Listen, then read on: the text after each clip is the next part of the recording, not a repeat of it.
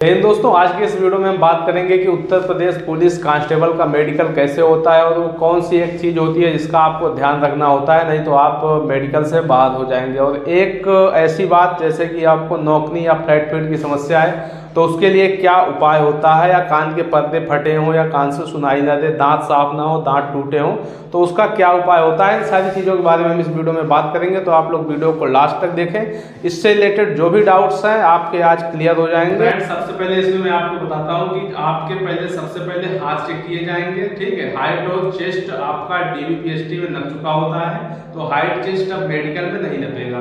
तो हाथों में क्या होता है कि हाथ आपके दोनों पैरेलल कराए जाएंगे, ठीक है। पैरेलल में क्या होना चाहिए कि हाथ आपके यहाँ से बेंड नहीं होना चाहिए। जैसे देखिए कि मेरा हाथ जो है पूरा एकदम सीधा है, ठीक है, तो ऐसे ही होना चाहिए। किसी का मान लीजिए अगर थोड़ा बहुत बेंड है तो चल जाता है, लेकिन कुछ लोगों का क्या है कि एकदम धनुषाकार बन जाता है, यानी कि एकदम ऊपर हो जाएगा और ये दोनों नीचे हो जाते हैं, धनुषाकार होता है। तो ऐसे लोग जो है मेडिकल से बाहर होते हैं। हाथ चेक किए जाएंगे, फिर आपके हाथों में चेक की जाएंगी कि नसें जो है वो गुच्छेनुमा नसें ना हो, ठीक है।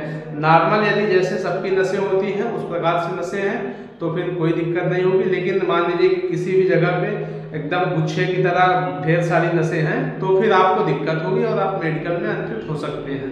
तो इसके बाद अब मैं आपको बताता हूँ कि आपको यदि नौकनी है या फिर फ्लैट फीट है तो उसको आप कैसे सही कर सकते हैं और क्या कैसा होना चाहिए, तो आप फिर मेडिकल में डिस्क्वालीफाई नहीं होंगे। तो देखिए, नौकनी के लिए क्या है कि सबसे पहला चीज होता है नौकनी में क्या है कि जैसे दोनों पैरों के बीच में बहुत ढेर सारी जगह जब होती है तो इसका मतलब है कि इसमें भी आपको दिक्कत है। अगर बहुत ज्यादा गैप है इसमें तब भी, यदि क्या है कि दोनों घुटने ऐसे सट जा रहे हैं, एकदम सट जा रहा है, तब भी आप डिस्क्वालीफाई हो जाएंगे। इसके लिए क्या है कि नॉर्मल जो है, देखिए नॉर्मल कम से कम 1 से 2 अंगुल का इसके बीच में जगह होना चाहिए। और दोनों पैर के देखिए पंजे और जो एड़ी है उसको सटाने के बाद 1 से 2 अंगुल का यदि गैप है तो इसका मतलब है कि आपको नौकनी की समस्या नहीं है और आप वहां पे पास हो जाएंगे। लेकिन मैं आपको बता दूं कि यदि आपको नौकनी की समस्या थोड़ा बहुत है तो इसमें क्या करना है कि आप अपने दोनों पैर को जब वहां पे सटाएंगे तो मान लीजिए कि नॉर्मली क्या है कि दोनों पैर अगर सट रहे हैं तो इसके लिए क्या करना है, आप थोड़ा जब बाहर की तरफ जब खिंचाव देंगे पैरों में तो ऑटोमेटिक मान के चलिए कि थोड़ा बहुत गैप आ जाता है, लगभग 1 से 2 अंगुल का गैप आ जाएगा। इतने में आप नौकनी में जो है पास हो जाएंगे। तो दोस्तों देखिए, इसमें मैं आपको बताता हूँ कि फ्लैट फीट क्या होता है। फ्लैट फीट देखिए, जैसे कि ये पैर देखिए इसमें पूरा जो है आगे से पीछे तक सटा हुआ है, यानी कि इसमें थोड़ा भी गैप नहीं है। तो अगर इस प्रकार से आपका भी पैर है तो इसका मतलब है कि आपको फ्लैट फीट की समस्या है और आप मेडिकल में डिस्क्वालीफाई हो जाएंगे यदि ऐसा है तो। इसके लिए आप यूट्यूब पे ढेर सारे जो है वीडियोज हैं अवेलेबल हैं, आप उसको देख लें कि फ्लैट फीट का निदान क्या होता है, उसके लिए एक्सरसाइज क्या होती है, तो उसको आप 1 से 2 महीने करेंगे तो ये समस्या जो है इसका हल हो जाएगा। ठीक ऐसे ही नौकनी के लिए भी होता है। अब मैं इसको बताता हूँ कि जो सही पैर होता है इसमें सिलेक्शन होता है तो वो आपका कैसा होना चाहिए।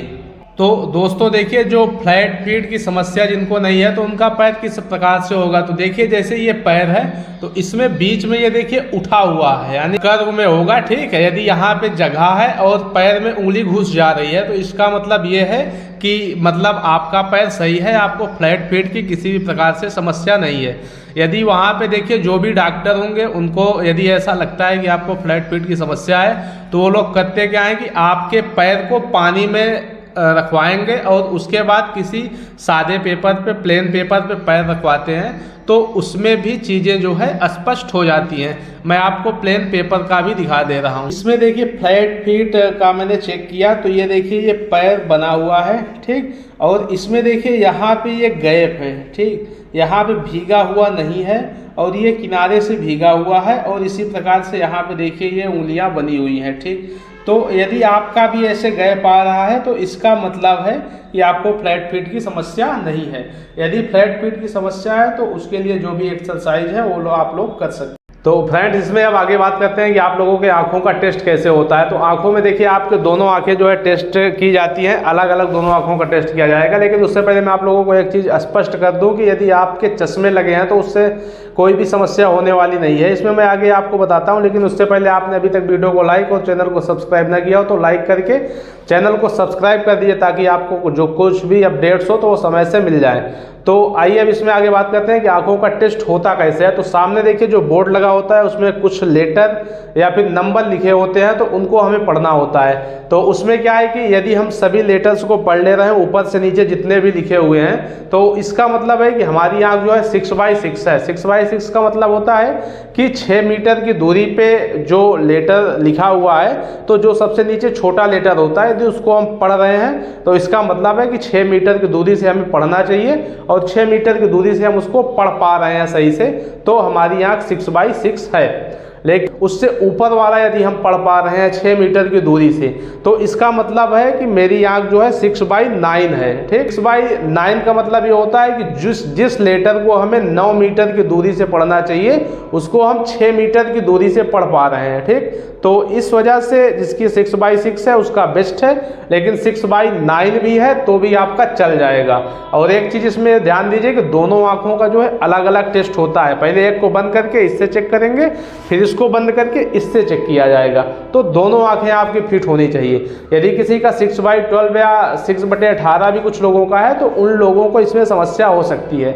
ये मान के चलिए कि चश्मे से किसी को कोई भी दिक्कत नहीं होगी, आँखों का टेस्ट होगा तो आप बिना चश्मों के वहाँ पे टेस्टिंग होगी। मान लीजिए कि आपके आँखों का टेस्ट हो गया, तो इसके बाद आपके आँखों का कलर विजन चेक किया जाएगा। कलर विजन पीला और नीला रंग जो होता है उसको आपस में अलग अलग समझने में समस्या होती है। तीनों रंग लगभग एक से लगते हैं, तो इस वजह से लोगों को कलर विजन में दिक्कत होती है। और जो उसकी बुक होती है उसमें क्या होता है कि कोई भी लेटर या नंबर लिखा हुआ है तो उसको हम सही से पढ़ नहीं पाते, क्योंकि उसमें आपस में सब वो मिले हुए नज़र आते हैं, जैसा कि आप लोग स्क्रीन पर देख सकते हैं। ठीक, तो उसमें यदि आपको समस्या हो रही है तो उसका मान लीजिए कि अभी तो कोई परमानेंट इलाज है नहीं, ना तो डॉक्टर के माध्यम से उसको सही कर सकते हैं, क्योंकि ये जो होता है आनुवंशिक होता है। ठीक है, तो इसका इलाज एक ही है कि इसको आप प्रैक्टिस के द्वारा सही कर सकते हैं। यदि आप डॉक्टर से भी सलाह लेंगे तो वो भी बताते हैं कि इसके लिए जो बुक आती है ऑनलाइन अमेजन या फ्लिपकार्ट वगैरह पे अवेलेबल है, तो उसको आप बुक को मंगवा लीजिए और उससे आप लोग प्रैक्टिस करिए। ठीक, तो जब प्रैक्टिस करेंगे तो ये मान के चलिए कि 80 से 90% आपके कलर विजन की समस्या जो है वो समाप्त हो जाएगी। क्योंकि मैंने ऐसे कई लोगों को देखा है, मेरे कुछ मित्र भी थे जिनको ऐसी समस्या थी, तो वो बुक से प्रैक्टिस किए और बाद में वो कलर विजन में क्वालिफाई कर गए। तो आप लोग बिल्कुल करिए यदि कलर विजन की समस्या हो तो। आँखों का टेस्ट होने के बाद आप लोगों के कान टेस्ट किए जाएंगे। कान में क्या होता है कि आपके कानों की सफाई होनी चाहिए, कान का पर्दा फटा हुआ नहीं होना चाहिए और दोनों कानों से अच्छी तरह से सुनाई देना चाहिए। तो इसका टेस्ट कैसे होता है मैं आप लोगों को अभी ये बताता हूँ। तो इसका टेस्ट के लिए क्या होता है कि सबसे पहले आपके कान चेक किए जाएंगे। तो यदि कान का सफाई होगी तो आपके सुनने की क्षमता अच्छी होती है। सुनने की क्षमता कैसे चेक करते हैं कि आपके सर के पीछे एक मशीन होती है उनके पास छोटी सी, उसमें से बीप की आवाज़ आती है या कोई और आवाज़ आएगी, तो आप लोगों से वो लोग बोलेंगे कि ये बताओ आवाज़ सुनाई दी या नहीं। तो उसमें आपको बताना क्या है, यदि आवाज़ सच में सुनाई दे तो आप बताइए हाँ सुनाई दी, यदि नहीं सुनाई दे रही हो तो साफ मना कर दीजिए कि मुझे आवाज़ सुनाई नहीं दी है। ठीक, क्योंकि कई बार होता क्या है कि वो लोग उसमें से वो मशीन को बजाते हैं और आवाज़ आती है, कई बार ऐसा होता है कि आवाज़ आती ही नहीं। ठीक, तो होता क्या है कि हम लोग वाहवाही में या फिर क्या होता है कि ज़्यादा उत्सुकतावश बिना मतलब ही बता देते हैं कि मतलब आवाज़ आई है, जबकि उन्होंने बजाया ही नहीं होता। तो आप लोगों को इस चीज़ का ध्यान देना है। कान के स्पेशलिस्ट डॉक्टर होंगे उनके पास जाइएगा और उनसे अपने कानों की सफाई करवाइएगा।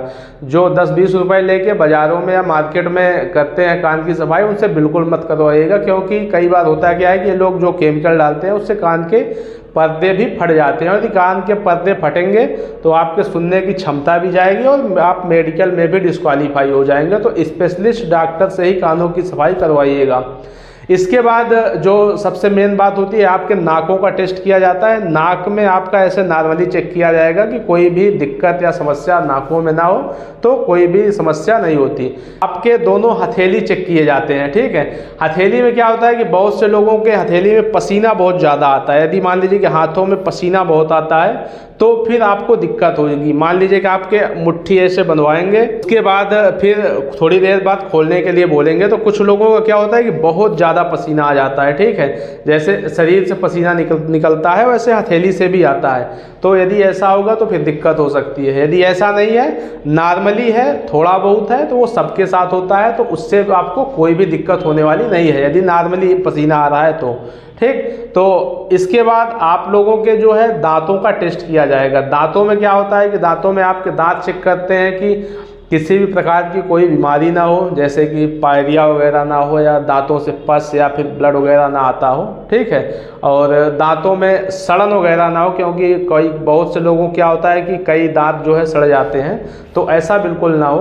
तो समस्या ये भी है, बहुत से लोगों के, आप लोगों के ही क्वेश्चन थे कि यदि दांत कम है तो क्या उससे दिक्कत होगी, 28 दांत हैं, 32 हैं, कितने हैं, तो ऐसा बिल्कुल नहीं होता। दांत गिने नहीं जाते हैं कि कितने दांत आपके हैं, ठीक। बस दांत सही होने चाहिए, उसमें किसी भी प्रकार का कोई मर्ज वगैरह या कोई बीमारी नहीं होनी चाहिए, तो आपको कोई भी दिक्कत जो है दांतों को लेके होने वाली नहीं है। तो मेडिकल में आपका नॉर्मली जो होता है इन्हीं चीज़ों का टेस्ट किया जाता है। और कुछ लोगों को ये भी सवाल थे कि क्या इसमें ब्लड टेस्ट वगैरह भी होते हैं, बीपी वगैरह भी नापी जाती है। तो बीपी या ब्लड टेस्ट वगैरह नहीं होता, और हाइट चेस्ट इसमें फिर से नहीं नापा जाता। आपके नॉर्मली जो डॉक्यूमेंट्स होंगे मेडिकल के लिए, या फिर आपकी आईडी वगैरह, वही केवल चेक की जाती है मेडिकल में, ठीक। और बाकी हाइट चेस्ट वगैरह फिर से इसमें, या वेट इसमें फिर से नहीं नापा जाएगा। इसके बाद बात करते हैं कि इन चीज़ों का चेकिंग होने के बाद प्राइवेट पार्ट्स की भी चेकिंग होती है क्या? हाँ, बिल्कुल होती है। प्राइवेट पार्ट्स में आपके जो है हाइड्रोसेल चेक किया जाता है, और पाइल्स चेक किया जाता है, फिस्टुला, ये चीज़ें चेक की जाती हैं। तो इनका जो है उन लोगों का अलग से जो भी तरीका होता है उस हिसाब से वो अपना चेक कर लेते हैं। और इन चीज़ों में मान लीजिए कि आप लोग पास हो जाते हैं। समस्या यदि नहीं हुई है, ना तो नौकनी, फ्लैट फीट, आँख, कान, नाक, मुंह, हाथ वगैरह सभी चीज़ें आपकी फिट हैं, तो ये मान के चलिए कि आप मेडिकल में बिल्कुल फिट हैं। और आप उसके बाद फिर फाइनल ज्वाइनिंग लेने वाले हैं, और फिर आप लोगों का पुलिस वेरिफिकेशन होता है, फिर ट्रेनिंग की लिस्ट आती है और आप लोगों का ज्वाइनिंग होगा। लेकिन मैं आपको इसमें एक चीज़ और बता दूं कि मेडिकल जब आप लोगों का सभी का हो जाएगा तो उसके बाद एक लिस्ट जारी होती है, ठीक है। लिस्ट जारी होगी और लिस्ट बाकायदा दीवार पे चस्पा होती है, ठीक है। जहाँ भी आपका मेडिकल होगा, या जो मेन गेट होता है जहाँ से आप लोग एंट्री लेते हैं, वहाँ पे पूरा रिजल्ट को पब्लिश किया जाता है, यानी कि उसको चस्पा किया जाता है। तो उसमें सभी का दिया गया होता है कि कौन से लोग इसमें पास हैं, या फिर कौन लोग इसमें जो है मेडिकल में फेल हो गए हैं, ठीक है। तो उसके लिए ये भी होता है कि मान लीजिए कि जो मेडिकल में फेल हुआ तो उसको मौके फिर से मिलते हैं, यानी कि री मेडिकल का मौका मिलता है। उसका एक फॉर्म होता है, तो उस फॉर्म को आप लोग फिलअप करेंगे, और वहाँ पे आप लोगों को बता दिया जाएगा कि आपका री मेडिकल कब और कहाँ पे होना है, ठीक। तो उस डेट पे आप लोग फिर वहाँ पे पहुँच के अपना री मेडिकल करवा लेंगे। यदि री मेडिकल में आप लोग क्वालिफाई हो जाते हैं तो आप मान के चलिए कि आप मेडिकली फिट है, फिर आपको कोई भी समस्या होने वाली नहीं है, और आप यूपी पुलिस में ज्वाइनिंग ले लेंगे, ट्रेनिंग करेंगे, और फिर अपने ज़िलों में आपकी पोस्टिंग हो जाएगी। लेकिन यदि मान के चलिए कि री मेडिकल में भी आपको समस्या है, सेम समस्या जो कि मेडिकल में हुई वही री मेडिकल में भी है, तो फिर आपको दिक्कत होगी और आप डिस्क्वालीफाई हो जाएंगे। उम्मीद है कि आप सभी को वीडियो अच्छा लगा होगा, क्योंकि इसमें मैंने एक एक चीज़ पे विस्तार से बात की है। चाहे आपका कुछ भी हो, जो कि मेडिकल में सारी चीज़ें चेक की जाती हैं, ठीक। और रिजल्ट के बारे में भी मैंने बता दिया है। तो उम्मीद है वीडियो अच्छा लगा होगा। वीडियो अच्छा लगा हो तो आप लोग वीडियो को लाइक करके चैनल को सब्सक्राइब करें और हमसे जुड़ जाएं, ताकि ऐसे अपडेट या सूचनाएं कुछ भी हो तो आपको समय से मिल जाए। सभी को धन्यवाद। जय हिंद, वंदे मातरम।